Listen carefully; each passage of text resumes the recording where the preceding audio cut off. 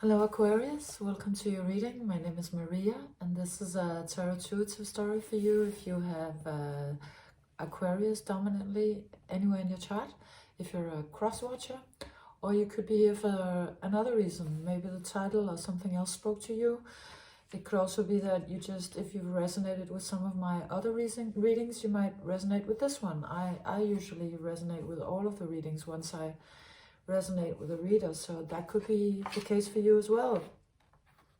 Your reading today starts out with the Messenger of Fire, which was the last card that came out in the last reading. The last one I did was Virgo. But for you, it's talking about, it is about being a light bringer. It is about sort of giving eyes to those who cannot see. And so as such, it's a positive card, but it comes out for you as something that you're discontent with. As though you have been carrying this candle crown, this Lucia crown. You have been spreading light and opening people's eyes and maybe awakening others. But you're really tired of it. You come out very discontent. Sort of like is this all there is? Okay, yes, I've been spreading all this light, but I'm kind of fed up with it. So you look a little, like you're ready for a new challenge, and you're kind of dissatisfied with the situation that you're in now. You have been doing something that was really beautiful, but it's not really doing it for you anymore. So it's because it's kind of like it's stressing you out. Maybe you've been carrying this light for a lot of people, maybe too many, or you're just in your mind about it. Maybe you feel like there should be more than this, that this is not, this can't be the end game. There has to be something else and something more. And it's kind of funny also because these two cards do look quite alike, right? Because here we also see these candles, but this person, of course, being in this is the inside look of you, and you're not feeling good. I mean, it's not very comfortable. You're sort of in a mind trip, head trip, about your situation that you've had enough of. And so it's like your shadow side awakens to wreak havoc. This crow comes out. It's called the perfect storm, the courage to step into life, which I think is also part of your reading, that message. But it's like it's almost like you want to self-sabotage. Almost you want to sabotage the situation that you're in, or you want to sort of like take out your dark side because you're tired of just being the light bringer. This one also comes out a little bit as if you've been sort of like really prim and proper, or sort of an ideal to other people, and you're really fed up with living inside of the confines of that identity. You're really tired of being somebody that other people look up to as a sort of a perfect ideal. This side of you wants to do something else, wants to awaken something more, maybe profound, or yes, you know, at this point it's almost like you're ready for mayhem, just whatever. You want something to happen, and then you come out with the call. You have actually an extraordinary amount of major arcana in your reading, so the universe is very invested in what's going on in your life, very clearly. This card, which is called Judgment in the traditional tarot, is a really, really big card. Here this angel is sounding that horn, or blowing that trumpet, and when that trumpet blows, it wakes up the dead. We're talking about something that is a really, really powerful move, where the universe sort of comes in and moves your life, maybe because you've been conjuring the crow. And I just see this one sort of like this angel, if you can see, like kind of waking up in the morning and taking a good long stretch and taking its time and not being in a hurry. And then, by the way, blowing the trumpet that sort of just, wakes up the dead, like really something big. It just, there's just this really lazy energy to it, but then it's such an enormous card this is the herald of change. And the way it comes out is, it's like maybe there was a big planetary movement and you thought, okay, something is going to happen exactly that day on that moon, or when that conjunction happened, or so, and then it doesn't. And you're a little like, oh, okay. But that, because it's coming a little slower, like it's coming kind of lazily, a little later. But when it arrives, when the change that you've been, I guess, asking for arrives, it arrives with a bang. It's like it goes from 0 to 1,000 degrees in a split second. And something in your life becomes boiling hot from one moment to the other. Some area of your life that wasn't that much in play, or that was maybe only in play like this, suddenly becomes the sun. And the way this comes out is that it really comes out as the warmth of the sun, the hotness of the sun, the how many, I don't know how many 1,000 degrees Celsius the sun is. Something in your life becomes very, very hot, very, very fast. Actually hot enough for it to sort of be a cauldron where you can forge a sword, a magician's sword.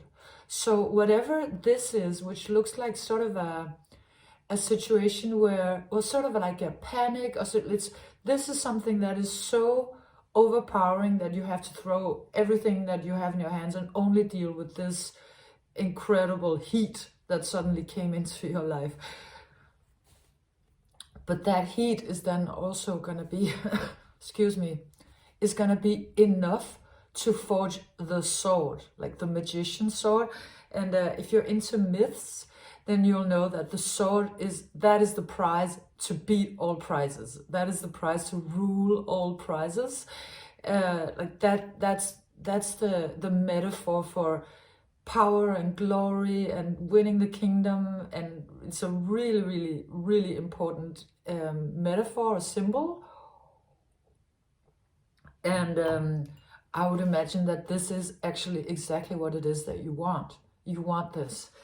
And you've been calling it, and it comes in quite suddenly with a lot of heat that is not necessarily very comfortable, but it is going to be enough for you to forge your sword. And then the Fortune's wheel comes out, also a really, really big card, major arcana card.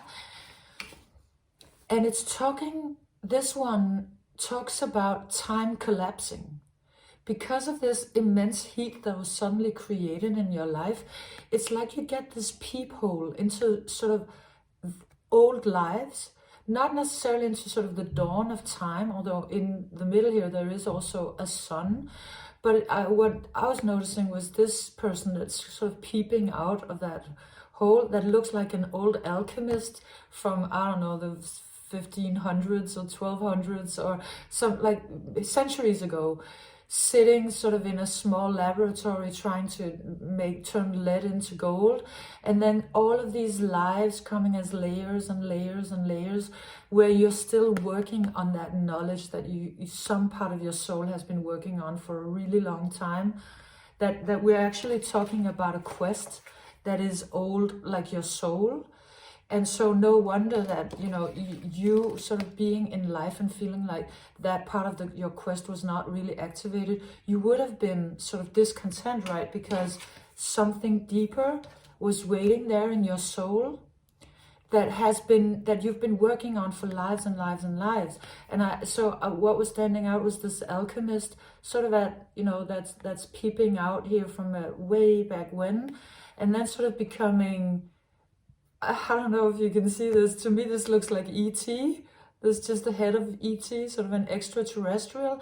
So a very big span of time, and dimension, but also collapsing into one picture.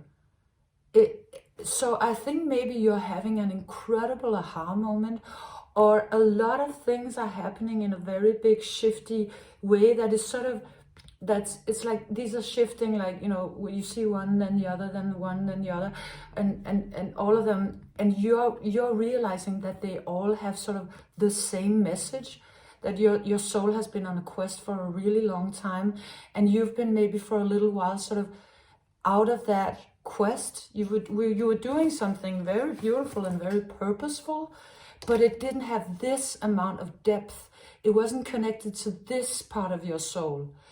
But it is becoming now, because you were discontent enough to let your shadow side call for it, and, you know, mayhem ensued.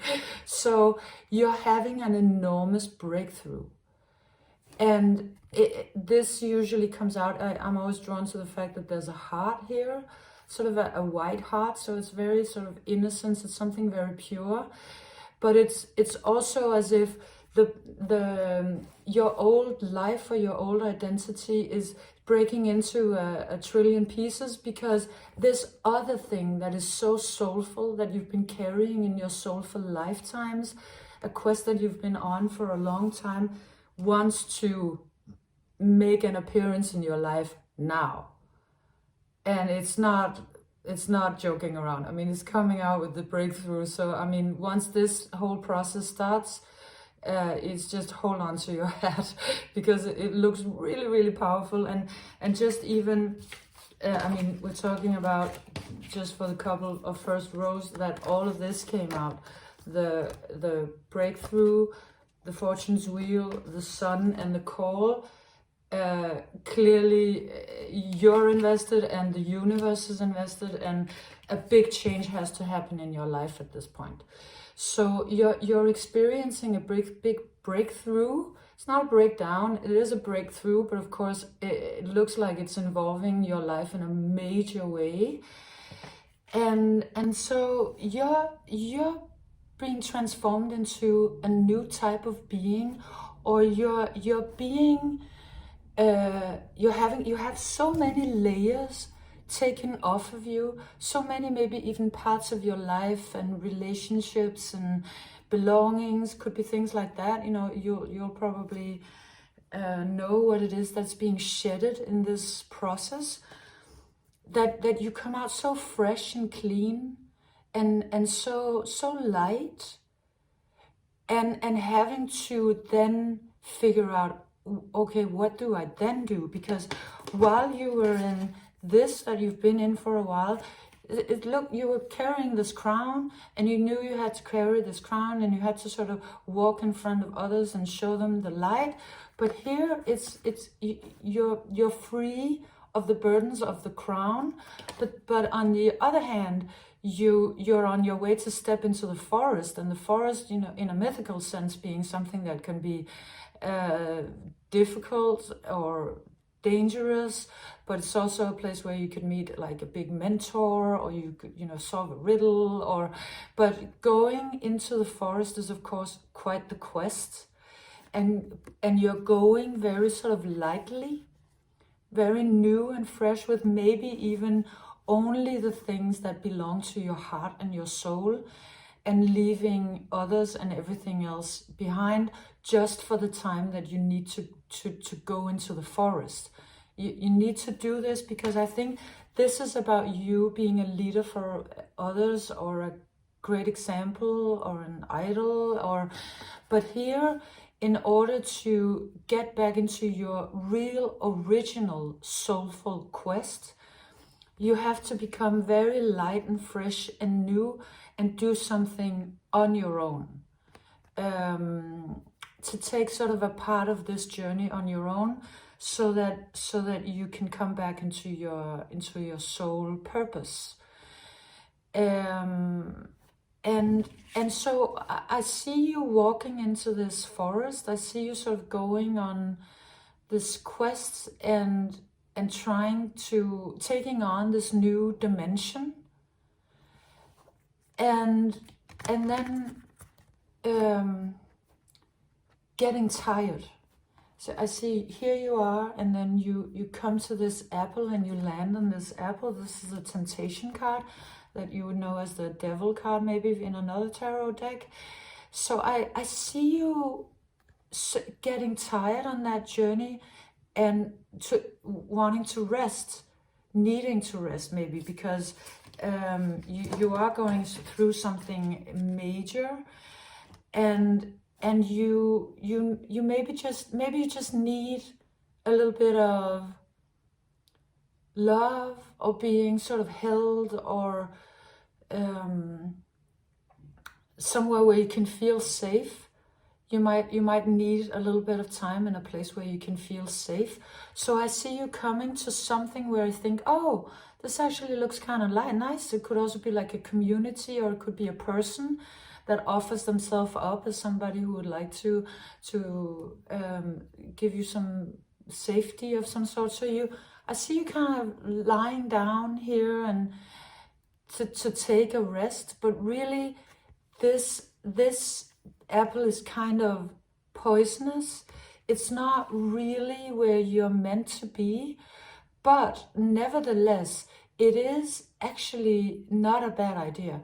It's just to say that you're not meant to stay here, but there is something for you to get here, because while you're resting in this person's arms, or in this, could be something that you're, like a book you're reading, or something that makes you feel safe for a little while. Maybe you need to restore your powers and rest.